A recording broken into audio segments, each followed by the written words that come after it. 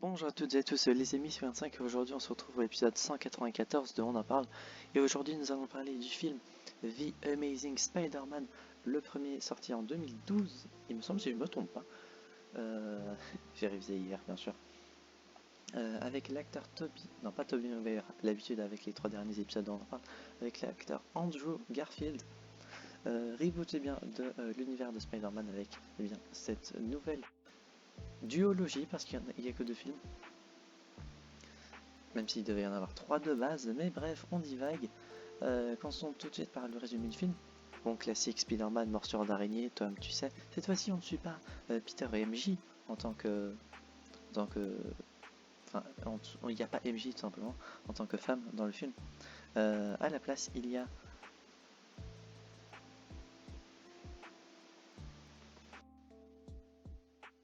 Excusez-moi, j'ai eu un petit bug de micro, du coup je vais reprendre à partir de là où j'ai bugué. Du coup, je disais qu'on ne suivait pas MJ en tant que femme dans ces films-ci. On va suivre Gwen Stacy. Gwen Stacy était également un personnage dans la première trilogie avec Tobey Maguire. Mais bref, du coup, on va suivre bien l'aventure bien de Peter, de Gwen, j'allais dire MJ par habitude, de comment ils vont se mettre ensemble, etc. Et également, le vilain de ce film, c'est le lézard avec le Dr Connors. Donc, on va également voir comment il devient le lézard, qu'est-ce qu'il fait en tant qu'action méchante, on peut dire, etc., etc. Donc, je ne vais pas en dire plus. Sinon, bien sûr, vous avez l'habitude avec on en parle, ça part dans le spoil. Et tout simplement, pour les épisodes avec du spoil, il faudra faire des épisodes de on en parle le plus. Émission qui devrait revenir, j'espère, un jour. Du coup, une note positive. Les personnages, j'ai beaucoup aimé ce Peter Parker-ci. Pour information, je n'avais jamais vu les films avec Andrew Garfield.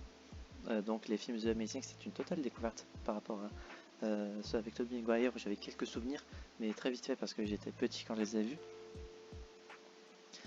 Et du coup, avec tout cela, les autres personnages également, Gwen Stacy qui est incroyable, sa famille, bon, même si c'est vraiment des personnages secondaires, se débrouille bien. Son père qui est moins secondaire que les autres, bien sûr.